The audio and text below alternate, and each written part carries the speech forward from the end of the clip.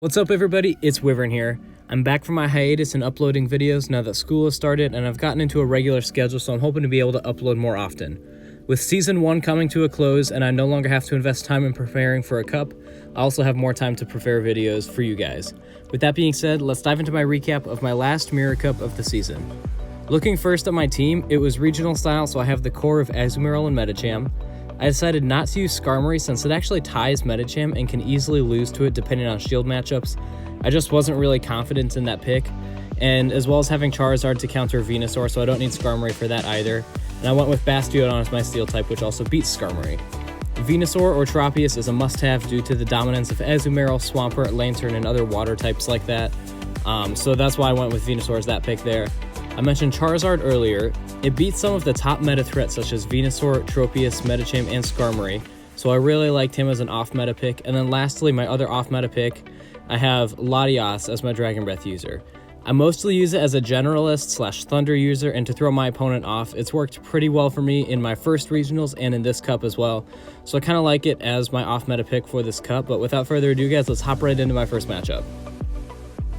So in the first round, I got paired against somebody who had actually never done a PvP tournament before, but even just looking at her team, she has a lot of the resources that she needs to be viable in regional. She has the Gallade as a Medicham counter, she has the Alolan Raichu, that's a good Skarmory and water type counter, she has the Jinx, which I believe is a Confusion user as well. Another off-meta pick in Latias, Mamoswine with Ice type, can do some work against Tropius, so she kind of has a lot of the components to have a pretty viable team here. It's just a matter of how she runs it. So with all of the off meta, I'm not sure how to prepare for it. So I'm going to go ahead and bring Latias, Bastiodon, and Medicham. I think Latias, like I said, is a good generalist, so it's a pretty good lead. And then Bastiodon to kind of wall off some of those ice types, and Jinx, Mamoswine. Hopefully not take too much damage from the Alolan Raichu or the Gallade.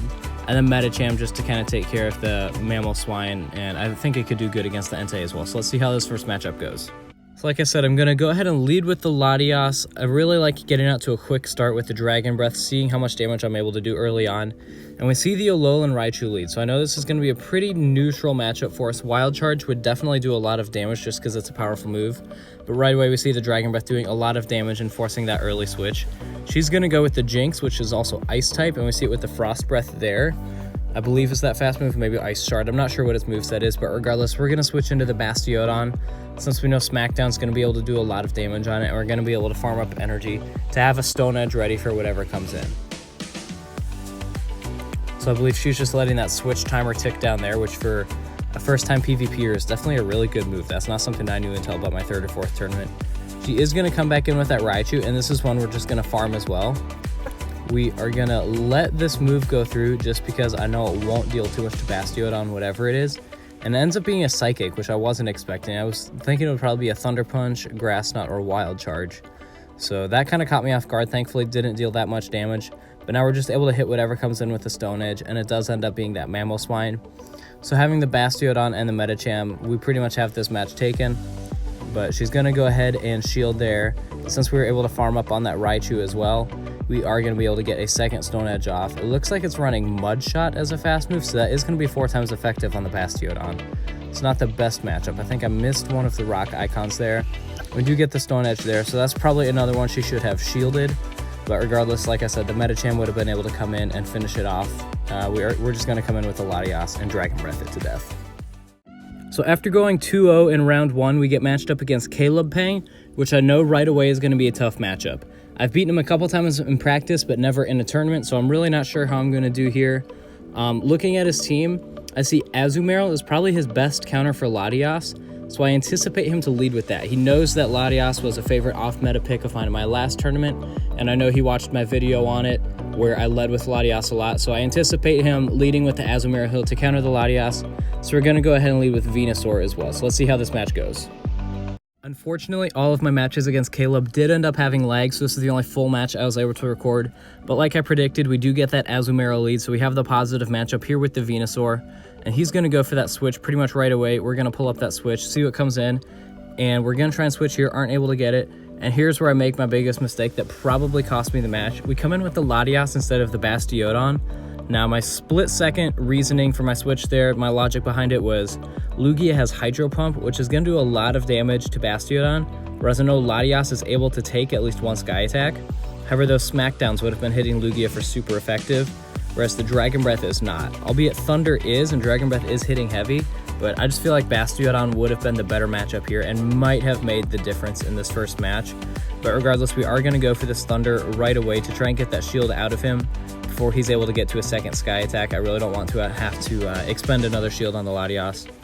But we are going to see that shield come in there. So we're going to be going for our Dragon Breath, hoping to be able to get to another Thunder. And here's where I do end up shielding. I probably should not have shielded that. Should have just come in with the Bastiodon to finish off the Lugia. But I think that I'm able to finish this off with Dragon Breath and get to another Thunder to either hit something for a lot of damage or force another shield. So that was the reasoning behind that shield. Unfortunately, he does come in with a Bastiodon. And here's where I wish I had a Medicham in the back, because if I had a Medicham in the back, this would have been over. But since I have a Bastiodon that does not have Flamethrower, I'm in a very poor matchup. Knowing that his Bastiodon has Flamethrower, we can't come in with the Venusaur, because otherwise that would obviously hit that super effective. And now that we have no shields, we'd pretty much be out of luck. We do just have that Stone Edge on our Bastiodon, like I said. So obviously no reason, or no option but to not shield here. Flamethrower not doing a ton of damage. We see that Azumarill come in, so we're going to switch to our Venusaur right away, and we're going to go straight for that Frenzy Plant. Try and take out this Azumarill or force that last shield. So we do get that last shield out of him, and unfortunately he is probably going to be able to get to Ice Beam before we're able to get to another Frenzy Plant, and that is what ends up happening here. So had we saved that shield from the Latias-Lugia matchup, we would have been in a much better position here as well. But regardless, we're just going to have to hit this Azumarill with our Stone Edge and hope that the Bastiodon is able to outlast it. Now, thankfully, he doesn't have Hydro Pump on it. Otherwise, this matchup would have been over a long time ago. But he has Play Rough Ice Beam. So we know whatever's coming in here isn't going to hit us super effective. Obviously, it's still not going to be healthy for the Bastiodon, but Play Rough not dealing a ton of damage there. But at this point, we pretty much just have to farm out this Azumarill and hope that for some reason Stone Edge damage gets buffed halfway through this match, and we're able to take out that Bastiodon. But I know pretty much at this point that I've lost.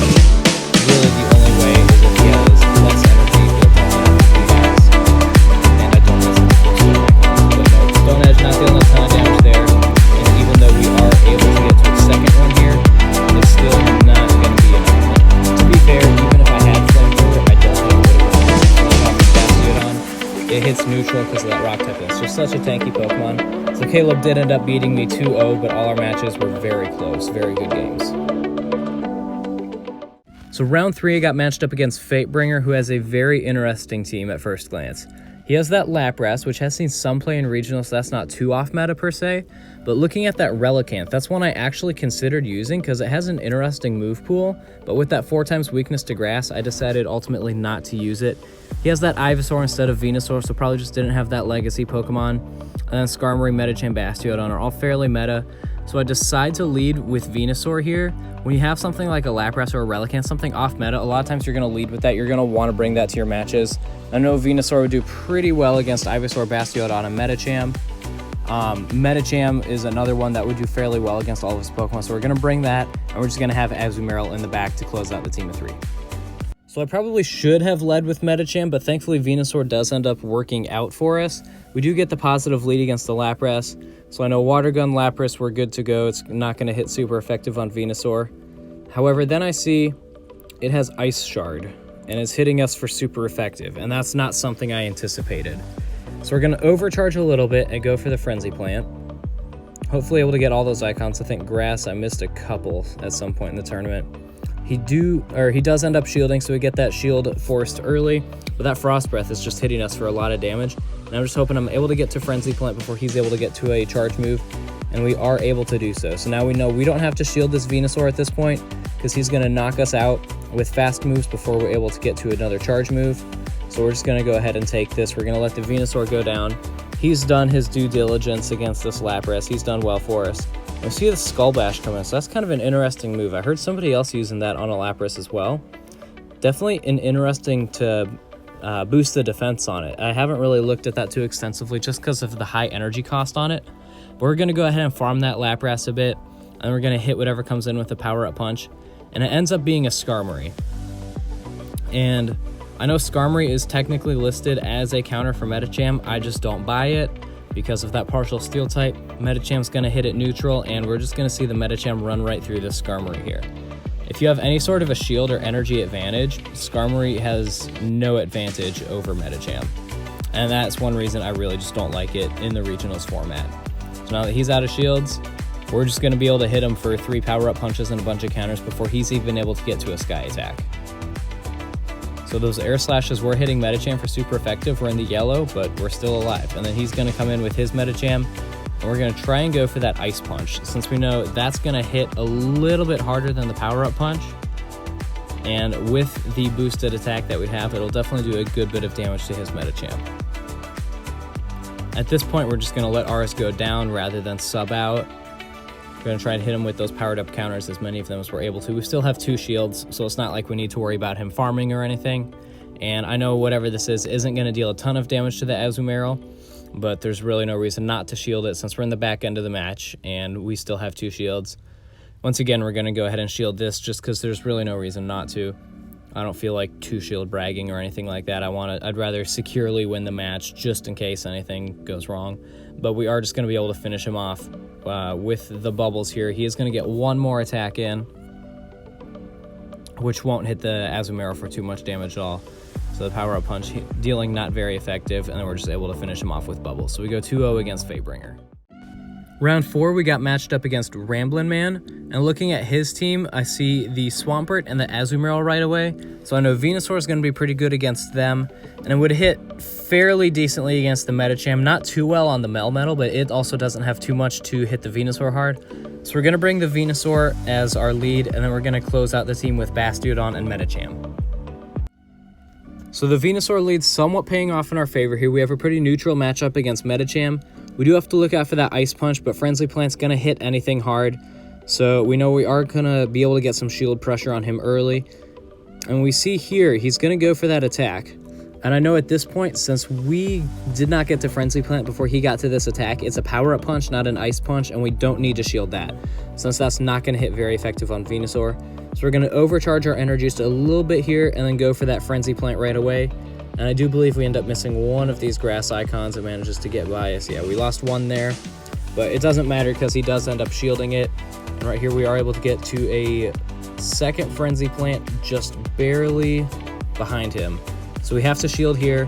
It does end up being an Ice Punch, but we are 1 Vine Whip away from that Frenzy Plant. So there that is, that went through. So I think we were just a little bit of energy short. And we do end up getting all these icons here. We get the Excellent, but he is shielding that once again. So now he's down to 0 shields already. And we're going to try and go for that Frenzy Plant. Unfortunately, it was right as he switched. I was just trying to do it before he got to a power-up punch to knock us out. Wasn't really anticipating him giving up switch priority there, but he does. So we're going to go ahead and switch into Bastiodon before he's able to charge up too much energy on the Venusaur. Hopefully save that Venusaur for the back.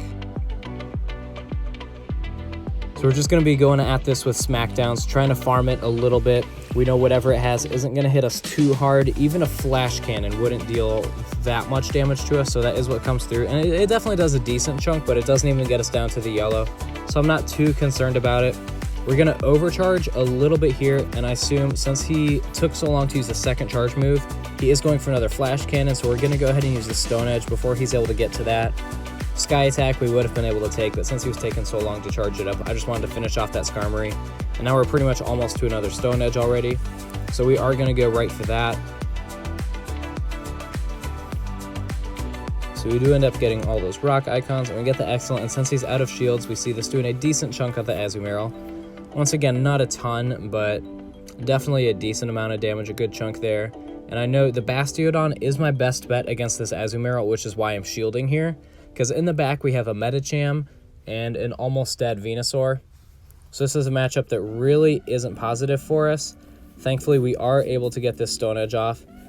But that son of a gun ends up switching, and he goes back to that Medicham. So then here, still knowing that the Bastiodon is my best bet against that Azumarill, we're going to switch in to our Medicham as well. Also not letting him farm up any energy on our Bastiodon, not letting him knock that out. So he goes for that Ice Punch right there, which is an interesting call. I would have gone for Power Up Punch personally, but it ended up working out for him. Now I'm hoping that this is a Power Up Punch and not an Ice Punch from him, because an Ice Punch might put us close to the red. Thankfully it does end up being a Power Up Punch, so we're going to go ahead and feint that with fast moves, and then we're going to go for the Ice Punch right away when the Azumarill comes out, and hopefully be able to finish this one off, because we have 3 very weak Pokemon. We still have 3 alive, but they're all almost knocked out, and everybody's out of shields. So we're going to go for this Power Up Punch. It charges a little bit quicker than Ice Punch, so that's why we're going for it. And we are able to get it off before he's able to get to another charge move. So the Azumarill, still hanging on by a thread, is able to get that charge move off, and that's going to finish off our Medicham. But thankfully we are going to be able to come in with one of our last 2 Pokemon and barely finish off this Azumarill. So while we still have 2 Pokemon, the match was definitely a lot closer than it appeared. In the final match, we get paired with Adib Khan, who, while still ranked higher than me, is ranked deceptively low because he's a very good player. He's gone 5-0 on multiple occasions. He's just missed a couple of cups, which has negatively impacted his ranking. But I knew this was going to be a really tough matchup. Looking at his team, I know Azumarill is going to be a good lead because it would be neutral against his Azumarill, good on the Altaria, good on the Ivysaur because we have Ice Beam, which it wouldn't be the best matchup for us. That's probably all we have to watch out for. And then it wouldn't be good on the Probopass, but he doesn't know that we don't have Hydro Pump, so we might be able to force a switch or a shield. In the last match of the tournament, a chance to go 4-1, we end up with the Azumarill Mirror match, which I believe is the first Mirror match I got all day, so really the only time all day that charge move priority actually mattered. Here we see lagging just a little bit behind with the bubble, but not too terribly bad. And obviously we know both parties are going to be going for Play Rough here. It's going to hit neutral, so really no reason for me to shield here. It will do a good bit of damage, but I want to save those shields for something that's going to hit super effective, something that could potentially knock out a Pokemon of mine. So we're going to let that Play Rough through, and then we're going to go ahead and go for ours as well. So we see he had the charge move priority there. Not a big deal. We're going to follow right behind him with our Play Rough.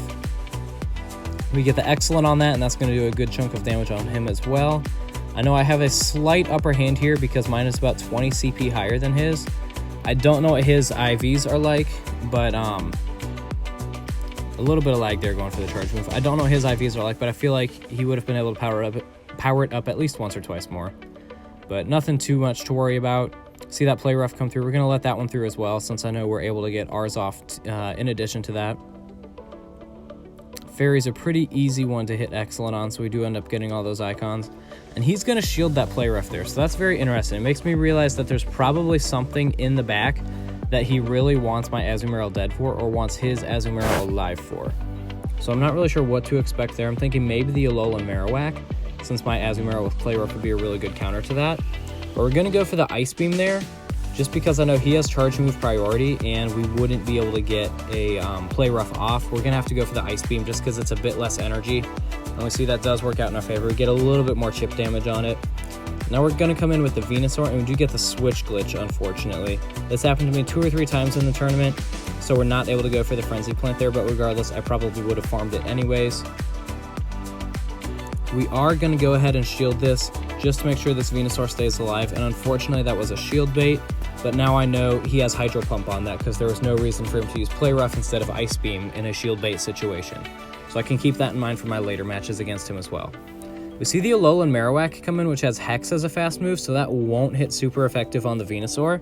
So this matchup isn't actually as bad for us as it looks initially. We're going to be able to go for the Sludge Bomb on the Alolan Marowak, and we charged up enough energy with Vine Whip on the Azumarill that we're able to go for another Sludge Bomb. So we're going to be hitting him here for some pretty massive damage with 2 back-to-back Sludge Bombs, and we see already he's in the yellow. Now we're charging up energy really fast here, so we're going to go ahead and shield this one because I know I'm pretty sure I'm able to win this matchup or force that last shield out of him. We see that Shadow Ball come through, which is interesting, so he probably doesn't have Bone Club on that, probably just the one move in Shadow Ball. And we're going to go for the Frenzy Plant here. It's a bit less energy. I'm going to try and get that last shield out of him, and it ends up working for us. So not too much of a shield bait there, since it's just like 1/2 Vine Whip less, but it definitely still counts as a shield bait. And we're going to see we have no shields left, so that Shadow Ball is going to come through. The Venusaur did its job. He brought that Alolan Marowak real low for us. Now we only have Medicham now left. Nobody has any shields, so I just have to hope that the counters are able to finish off the Marowak before he's able to get to a Shadow Ball. and they are able to. We're going to hit whatever comes in with a power-up punch, and it ends up being Probopass. So that was very fortunate for us. I believe this was the only Probopass I played all day, but we just happened to have Medicham in the back for it, so that worked out really well for us. And we are able to get to another power-up punch before he's able to get to a charge move. So we did end up going 2-0 against Adib Khan, which ended up bringing us to a 4-1 finish for second place. We'll look at that in just a second here. So just looking at these players' usernames and their rankings, I'm sure you'll recognize a lot of them like Caleb Peng, the Chaotic Ace. But just looking at how high their rankings are as well, this was definitely not an easy challenge to be able to win. So I was really glad to be able to go 4-1 in this. The finals ended up being Caleb Peng versus Chaotic Ace, and had Caleb Peng won, I would have tied for first. So even after losing with him, I ended up finishing higher than him. So I was just happy to be able to come back down to Atlanta, my first tournament here, do this well. I'm really looking forward to Season 2, being able to prepare and compete with this very competitive, very well-organized community. Huge shout out to Rocket Grunt ATL for organizing it, and thank you for continuing to do that. Hopefully Sylph Season 2 is just as good as Season 1. If you guys made it this far, thank you so much for checking out the video. Please consider subscribing and liking for more PvP content. And until next time, guys, I'm Wyvern.